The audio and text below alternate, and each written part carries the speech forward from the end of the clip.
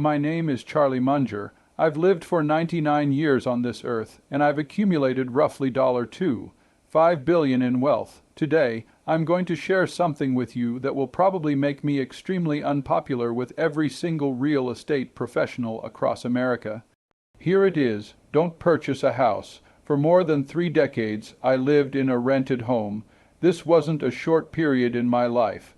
From the time I turned 40 until I reached my 70s, I was a tenant, not a homeowner. And this wasn't because my bank account couldn't handle a home purchase. By that point, I had already become a multimillionaire many times over. The reason I chose to rent was simple. The numbers told me that renting made more financial sense than buying. While all my neighbors were signing mortgage documents that would chain them to 30-year payment plans, while they were watching their bank accounts drain from property taxes and endless maintenance costs, while they were telling themselves they were accumulating equity and building wealth, I was doing something completely different. I took the money I would have spent on a house and I invested it directly into businesses. Then I watched that money grow and compound at rates between 15 and 20% every single year. Let me share a number with you that might genuinely surprise you, maybe even shock you. When an average American purchases a house for $400,000 in today's market, they will end up paying approximately $2 million for that property over the course of 30 years. This includes everything: the mortgage interest that piles up, the property taxes that never stop, the insurance premiums that keep rising, the maintenance and repairs that constantly need attention, and the opportunity cost of the money that could have been invested elsewhere. That's $2 million for a single house, and after all those payments, after all that time, that house will probably be worth around $600,000 in real dollars when you adjust for inflation 3 decades down the road. Now, let me show you something that might change how you think about money forever. What happens if you take that same $2 million and invest it instead? Let's use a conservative return rate of 10% per year. That $2 million, when invested consistently over 30 years, becomes $21 million. Read that again. $21 million. One financial path gives you a house to live in. The other path gives you $21 million and complete financial freedom. And yet, what does everyone tell you? Every financial advisor, every parent, every friend who thinks they're helping you, they all say the same exact thing: buy a house. It's the American dream. Renting is just throwing your money away. They're mistaken. And I'm going to use mathematics, not feelings or emotions, to prove this to you today. Real estate represents the single largest financial decision that most people will ever make in their entire lives. And most people get it completely, totally wrong.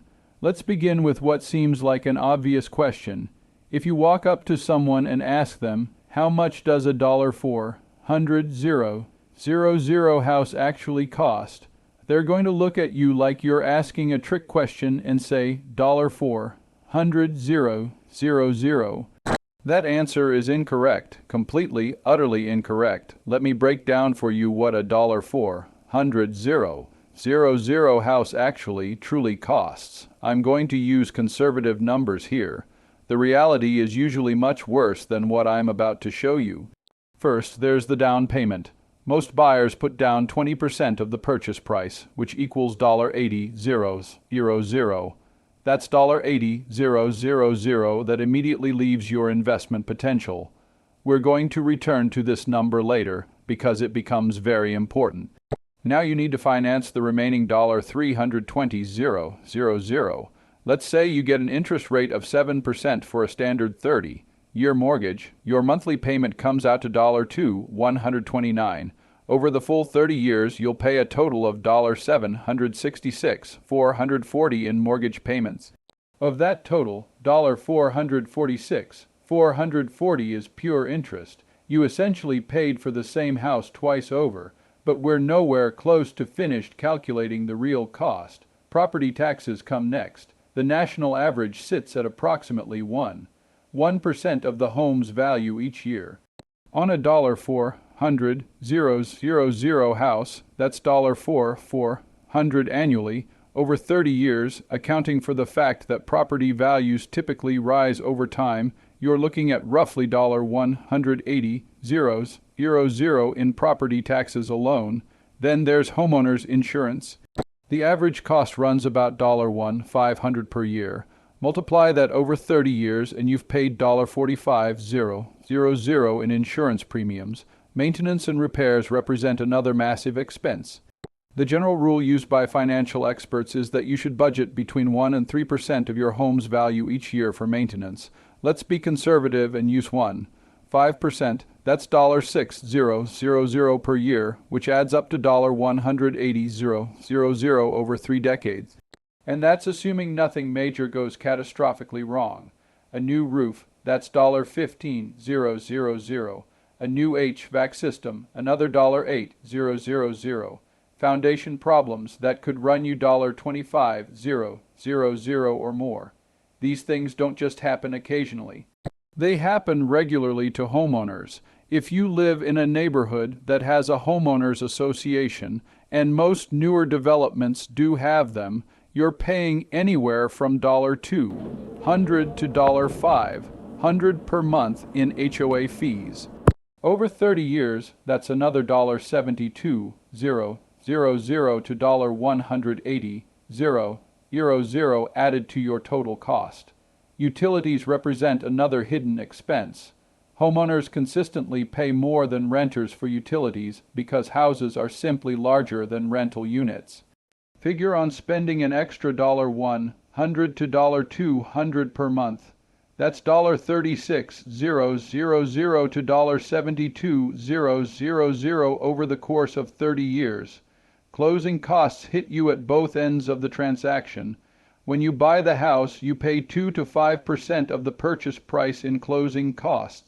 On a $400,000 house, that's $8,000 to $20,000 right at the start. Then, when you eventually sell the house, you'll pay approximately 6% in real estate agent commissions. If your house is worth $600,000 when you sell it, that's $36,000 that disappears immediately. Now, let's add everything together and see the real total cost. Down payment, $80,000.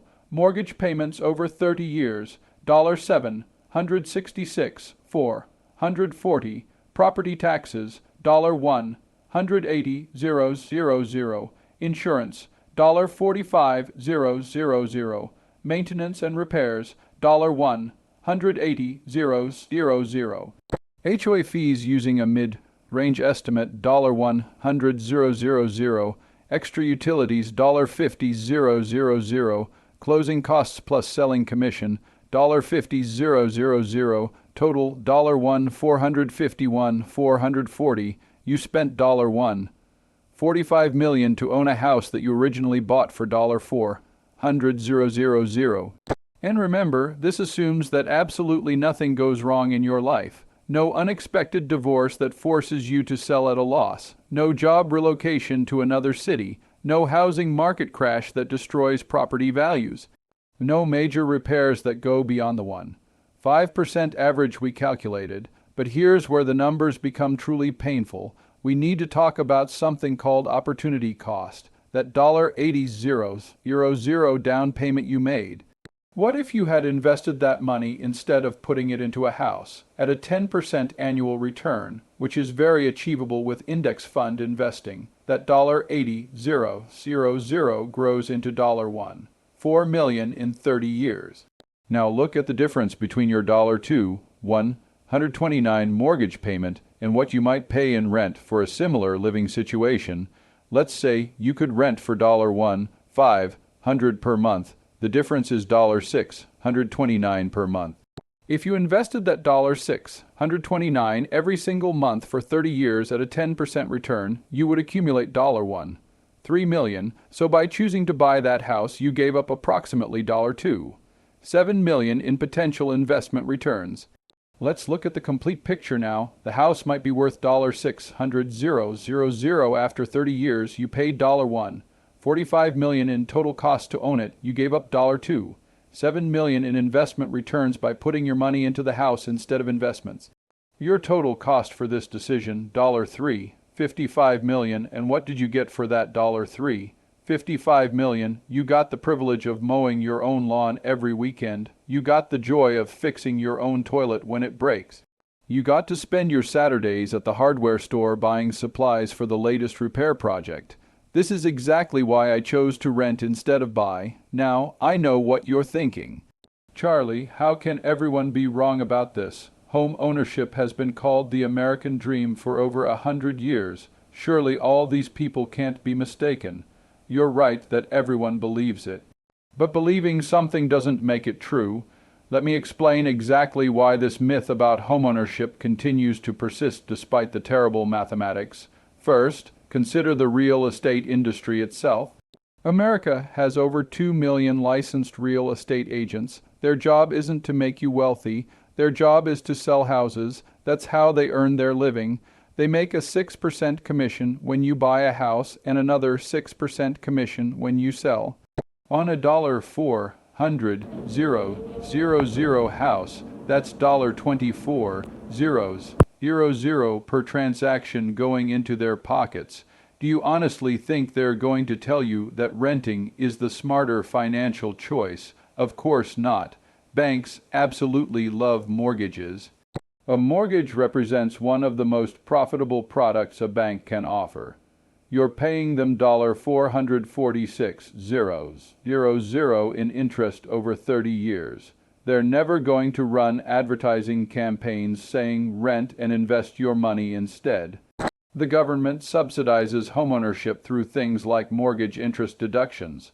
Why do they do this? Because the construction industry is enormous and politically powerful. Because homeowners vote in elections. Because politicians need both the industry support and the voter support.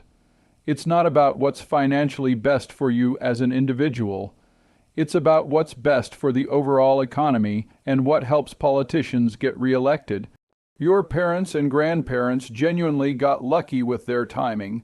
They bought houses back in the 1960s and 1970s when homes cost only 2 to 3 times the average annual income. Today, homes cost 6 to 10 times the average annual income. The mathematical equation that worked perfectly for them simply doesn't work for you anymore. But they don't realize the market has fundamentally changed. So they continue giving you advice based on a world that no longer exists. There's also a powerful psychological bias at work here. People who already bought houses need to believe it was a good decision. Psychologists call this post-purchase rationalization. They'll find any possible reason to justify the choice they already made. But I'm building equity. At least I'm not throwing money away on rent. These are emotional arguments dressed up to look like financial reasoning. Here's the biggest reason the myth continues. People confuse net worth with actual usable wealth. Yes, it's true that after 30 years of making payments, you own a house worth $600,000.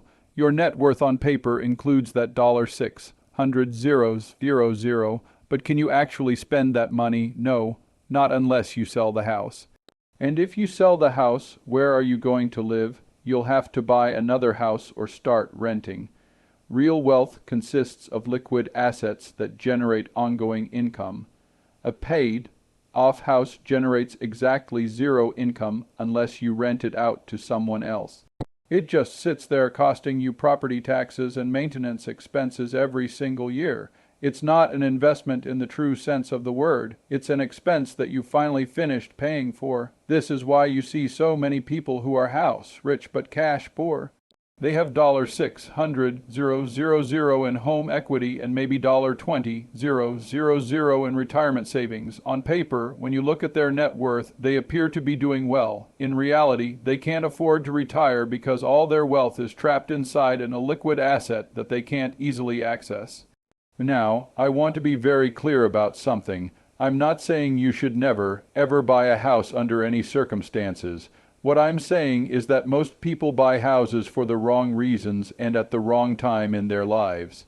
There are specific situations where buying a house actually makes financial sense. Let me tell you exactly when. Situation 1, you're going to live in the exact same place for at least 10 to 15 years.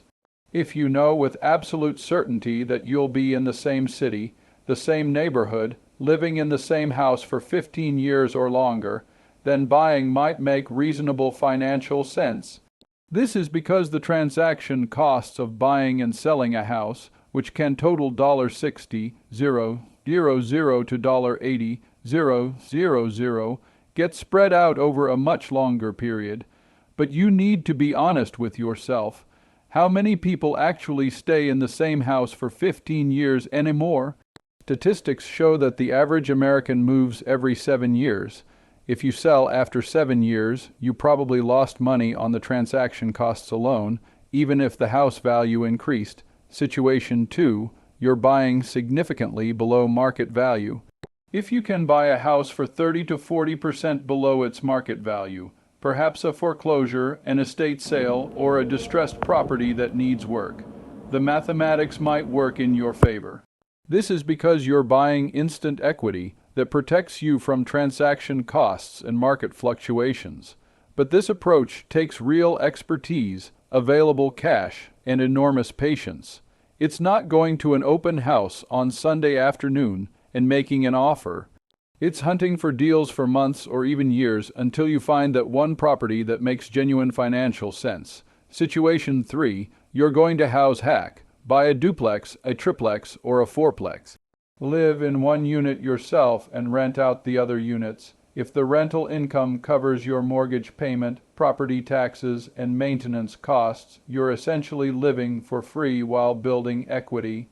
This is one of the very few scenarios where home ownership actually creates wealth instead of consuming it. But notice something important here. You're not buying a single, family home to live in. You're buying an income-producing asset that happens to have a unit where you live. That's investing, not traditional home ownership. Situation 4, your housing cost is so low that buying becomes comparable to renting. In some markets, usually smaller towns or rural areas, houses are relatively cheap compared to local incomes. If you can buy a $150,000 house with an $800 monthly payment and rent for a similar house runs $750, the mathematics becomes much closer. You're not giving up much in opportunity cost. But in most American cities today, houses cost 6 to 10 times the median income. That's when renting and investing becomes financially superior. Situation 5, you've already achieved financial independence. Once you have $2 to $3 million invested and generating returns, once you're already financially free, buying a house with cash is perfectly fine. You're not giving up growth opportunities because you've already won the financial game. At that point, buy whatever house makes you happy. It's consumption, not investment, but you can afford to consume. But if you're still in the process of building wealth, if you're under 50 years old and don't have 7 figures invested, buying a house is probably the single biggest obstacle preventing you from reaching financial independence. Here's the question you really need to ask yourself. Do I want to own a house or do I want to be wealthy? Because for most people under age 50, living in most markets, you have to choose one path or the other. The mathematics doesn't allow both. If you choose the house, you'll spend your prime earning years and your best investing years making mortgage payments, paying property taxes, and fixing broken appliances. You'll reach age 65 with a pay-off house worth $6, $100,000, and perhaps $1. $100,000 in retirement savings, you'll be how? Rich in cash, poor, and you'll have to continue working until you're 70 years old because you simply can't afford to retire. If you choose wealth instead, you'll rent modestly, you'll invest aggressively, and you'll reach age 65 with $3 to $4 million in liquid assets. Those assets will generate $120,000 to $160,000 per year in passive income. You can retire at 55 if you want. You can travel the world. You can buy a house with cash if you still want one at that point. You have options and freedom. One path leads to owning a house. The other path leads to freedom and choices. Most people choose the house because they've been told their entire lives that it's the smart choice. It's not the smart choice. It's the expensive choice that everyone mistakes for the smart choice. So if you're not going to buy a traditional single-family house, what should you do instead?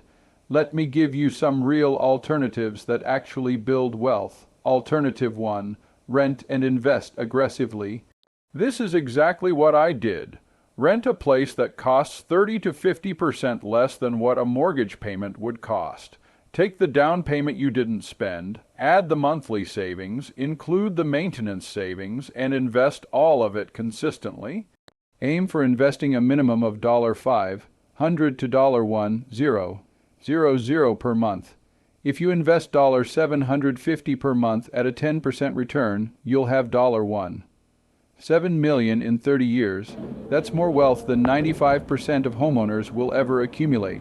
Alternative 2. House hacking with a multi-unit property. Buy a duplex, triplex, or fourplex using an FHA loan with just 5% down. Live in one unit and rent out the other units. If you do this correctly, the rental income covers your mortgage and all your expenses. You're living for free while building equity. After 1 year, you can move out, rent your unit 2, and the property should produce positive cash flow. Then do it again, buy another multi-unit property.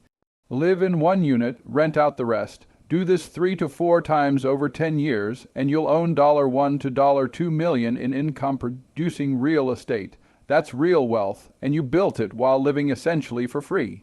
Alternative 3. Geographic arbitrage. Live in a low-cost area while working remotely for a high-paying job based in an expensive city, or retire in a low-cost country where your dollars stretch much further.